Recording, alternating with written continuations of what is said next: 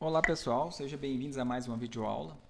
E nessa videoaula nós vamos continuar nosso aprendizado sobre matrizes, né? Nós vamos falar mais especificamente sobre leitura de dados nessa matriz, né? E sobre atribuição de dados nessa matriz. Nós vamos aprender também a percorrer, né, cada posição dessa matriz a fim de executar alguma ação desejada.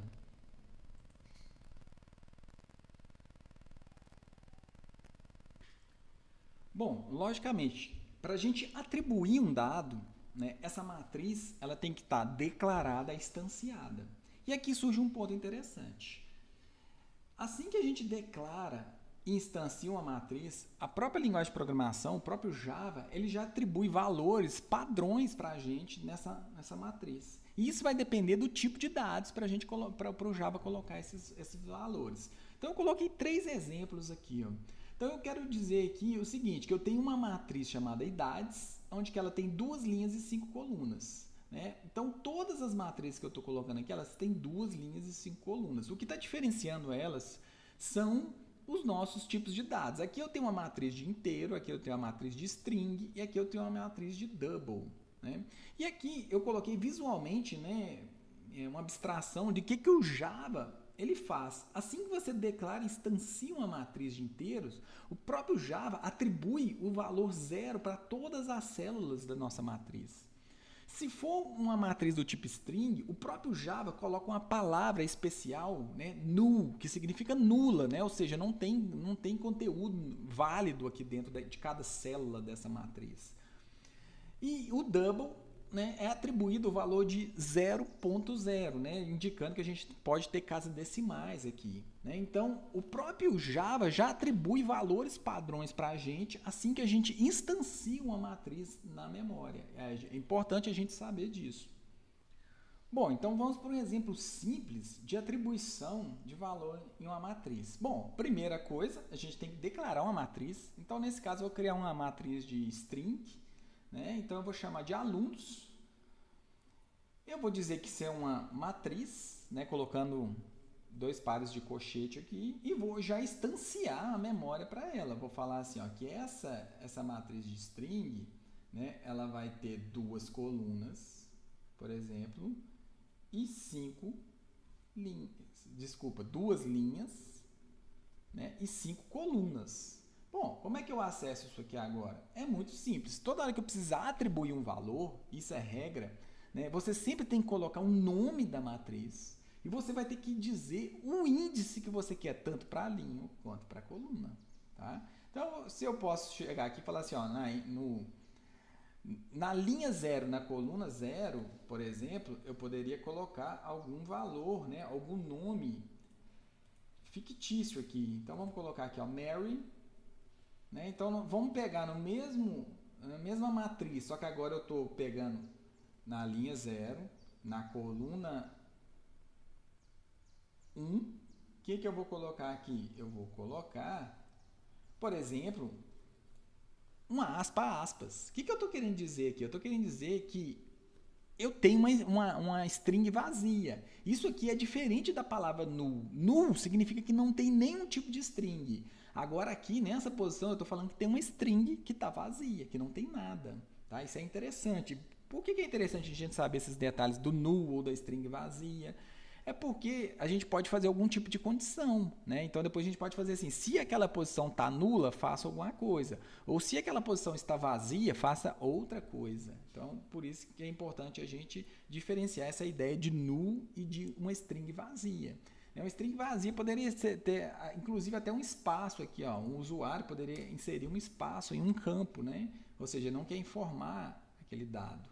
Tá? Então, vamos colocar mais alguns nomes. Então, eu poderia falar assim, ó, que na linha 1 agora, né, e na coluna 0, eu poderia colocar algum outro nome. Por exemplo, Thomas. E, por último, né, vamos colocar aqui na mesma linha, mas na coluna 1, na linha 1 da coluna 1, vamos colocar aqui o Johnny. Né? Johnny. Ó, isso é atribuição de valor. Né? Então é muito simples a gente fazer algo dessa forma. Né? Então você sempre vai colocar o nome da matriz. a linha que você está acessando, a coluna e você vai inserir o valor. É simples assim. Você nunca pode fazer isso aqui, né, sem ter declarado, instanciado ela antes. Senão a gente vai ter um erro lá de acesso de memória nulo, né? Você não instanciou e já está tentando usar. Então, são dicas importantes aí. A leitura de dados em matrizes também é muito tranquilo e segue a mesma ideia de vetores, né? Então, como é que a gente faz uma leitura de dados? Como é que isso é feito? É muito simples. Então, por exemplo, se eu quiser imprimir algum dado aqui dessa matriz, eu vou usar o comando, né, system.out.println, e eu sempre tenho que colocar o nome da matriz e eu tenho que falar tanto a linha quanto a coluna. Se você colocar só a linha, o Java não vai saber o que você quer imprimir. Então ele vai dar, né, um erro, ele vai imprimir a memória inicial daquela linha, mas ele nunca vai imprimir os dados. Então você sempre precisa de falar a linha e a coluna. Então vamos colocar aqui, eu quero imprimir a linha 0, coluna 0. Né? E se eu executar esse programa, então agora, vocês vão perceber, a primeira vez que a gente executa demora um pouco, que eu consegui recuperar a primeira célula da minha matriz, né? A linha 0, coluna 0, que é justamente a Mary. É muito comum também a gente usar variáveis auxiliares para se referenciar a alguma posição da matriz. Por exemplo, eu poderia criar uma variável inteira chamada linha. Vamos colocar que ela tem o valor 0, ou seja, eu estou na linha 0. E eu vou ter outra variável chamada coluna, em que eu vou estar na coluna 1. Bom, com essas variáveis eu posso executar a mesma linha de código que a gente tinha aqui em cima, só que usando a variável linha e a variável coluna. Essa posição, né, linha 0, coluna 1, se refere justamente à nossa linha vazia. Né? Ou seja, não tem nenhuma string. Na verdade, eu tenho uma string vazia dentro dessa posição. Né? Então, se a gente executar esse código, eu vou imprimir a Mary e depois eu vou imprimir a linha vazia. Repare para vocês verem, é o que acabou de acontecer. Ó. Então, eu tenho a linha vazia aqui. É importante ressaltar que esses índices, eles devem ser do tipo inteiro. Não existe uma linha ou uma coluna com casa decimal. Então, por exemplo, não existe a linha 1,5 ou não existe a linha 1,75, uma coluna 3,5, não existe. Então, você deve usar números inteiros para se referenciar aos índices da matriz. É muito comum também a gente acessar uma célula de uma matriz e jogar o valor para uma variável auxiliar. Por exemplo, a gente poderia pegar essa mesma instrução, mas vamos mudar aqui uma posição, vamos colocar linha 1, coluna 1. Para não ter o perigo de eu alterar o valor dessa célula, eu posso jogar, né? Então, por exemplo, para uma variável auxiliar, e eu posso trabalhar em cima dessa variável auxiliar, né, sem ter o perigo de modificar a matriz original, o valor original, né, o dado original. Então, a gente pode, por exemplo, imprimir a variável auxiliar aqui, ó. Não em string, né, mas a variável mesmo auxiliar. Então, se eu rodar, agora eu vou pegar o Johnny, né, o Johnny que está na posição 1, 1.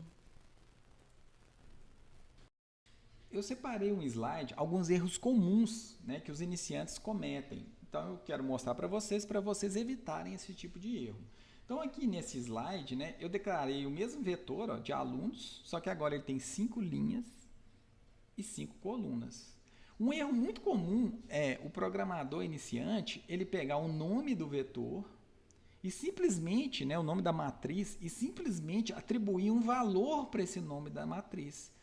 O Java, ele não entende esse tipo de comando, porque você tem que informar qual é a linha e qual é a coluna que você está jogando essa informação. Né? Então, o Java apresenta uma mensagem de erro se você faz esse tipo de comando, né? Se você executa esse tipo de comando.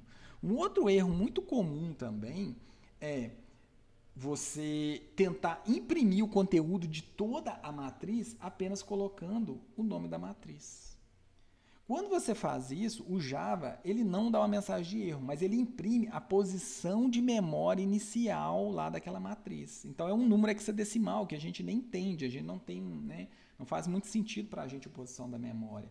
Então vocês podem estar se perguntando, Bruno, mas como é que eu vou imprimir uma memória? Bom, nós vamos aprender, né, daqui a pouco. Mas a ideia principal é você vai ter que percorrer cada posição daquela matriz e dar um salto.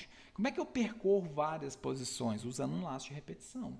Então, é muito raro você precisar imprimir a posição de memória de um início de uma matriz, igual está feito aqui. Né? Isso é muito raro. Você geralmente vai precisar imprimir todos os dados. Então, você tem que colocar o nome da matriz, mais a linha e a coluna que você quer imprimir. Tá? E um outro erro muito comum é você acessar, né, uma matriz com uma posição aqui, ó, que não existe.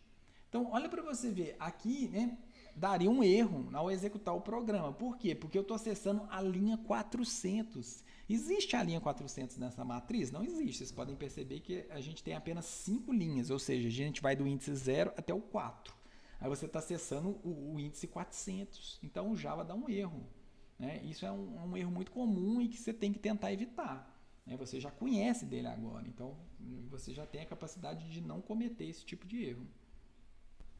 Bom, voltando, né, a esse segundo tipo de erro comum que a gente comete, em que eu preciso imprimir todas as células, né, todos os dados da minha matriz. Como que eu faço isso, já que essa forma eu disse que não é a correta, né, que não funciona? Então, a forma correta de fazer é percorrer todo o vetor, né, e acessar cada posição e imprimir cada posição. E como é que a gente percorre, né, o vetor? Então, eis a questão. E como que nós vamos fazer isso? Nós vamos usar os laços de repetição. Né? Então, nós vamos usar um laço de repetição para cada dimensão. Então, isso é interessante. Quando a gente trabalhava com vetor, um laço de repetição era suficiente, porque a gente só tinha um tipo de índice. Agora, nós vamos ter, por exemplo, em uma matriz bidimensional, nós vamos ter 2 índices. Nós vamos ter um índice para a linha e um índice para a coluna. Eu coloquei uma imagem ilustrativa aqui de como que é o acesso padrão. Existem outras formas de fazer, mas a grande maioria das pessoas fazem dessa seguinte forma. Nós vamos ter um laço para percorrer as linhas.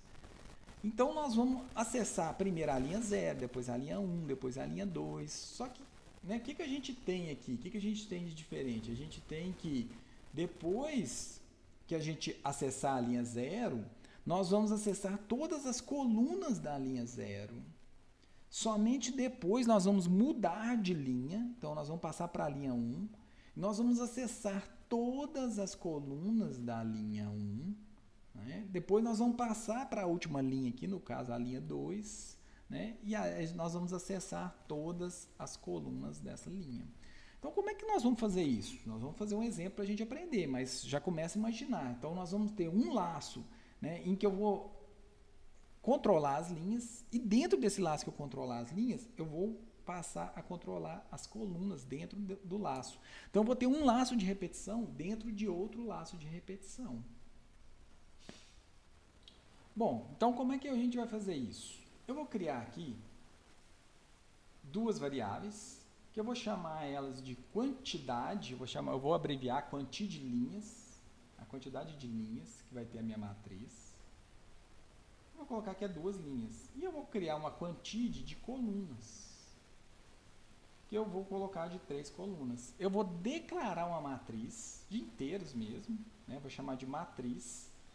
Então, a declaração eu não coloco o tamanho, né? Mas na instanciação, ó, eu vou colocar o tamanho. E aí eu vou usar essas variáveis que eu usei aqui em cima, que eu criei aqui em cima. Então, vai ter a quantidade de linhas e eu vou ter a quantidade de colunas.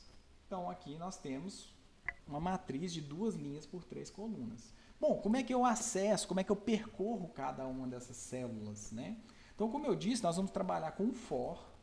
O comando for, eu vou usar a variável, vou usar até uma variável mais intuitiva, que eu vou chamar de linha. Então, eu vou falar que a linha vai começar na linha 0.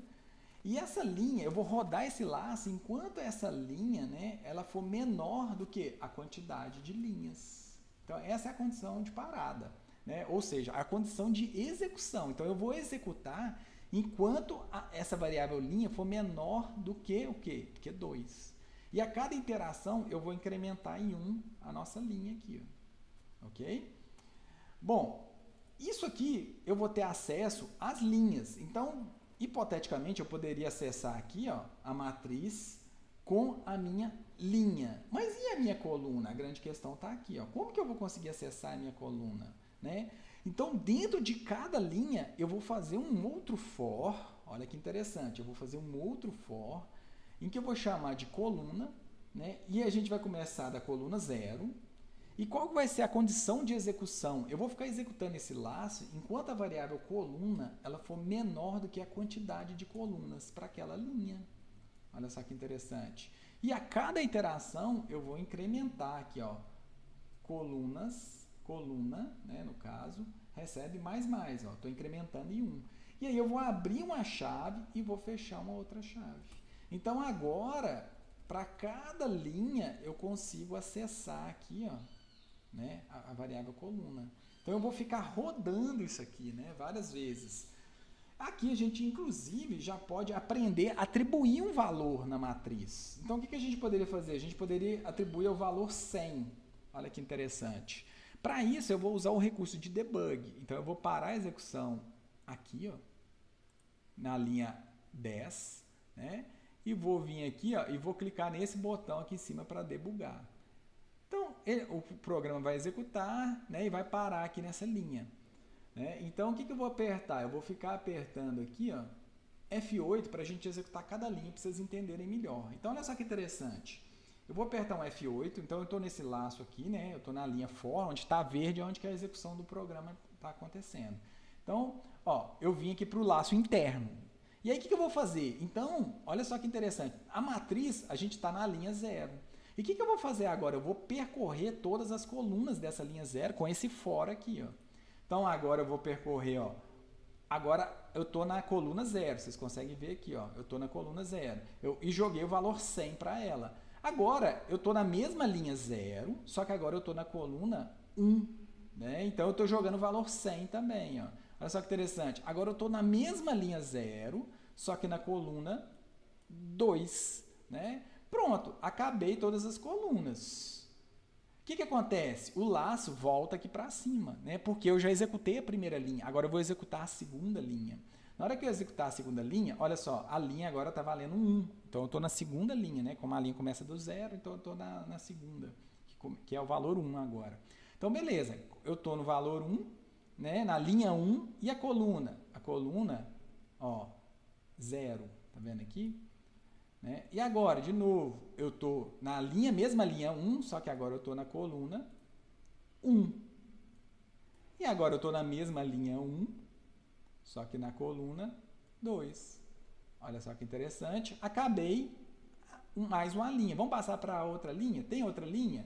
Ó, era apenas 2 linhas, tá vendo? Então, o que vai acontecer aqui agora? Ó, o programa se encerra. Então, eu acabei de fazer um programa que percorre todas as células e coloca o valor 100 em todas as células dessa, né, dessa matriz. Então, essa que foi a ideia inicial aí. Bom, para essa videoaula não ficar muito grande, nós vamos encerrar ela aqui, né, e voltamos em uma próxima videoaula conversando sobre matriz. Abraço.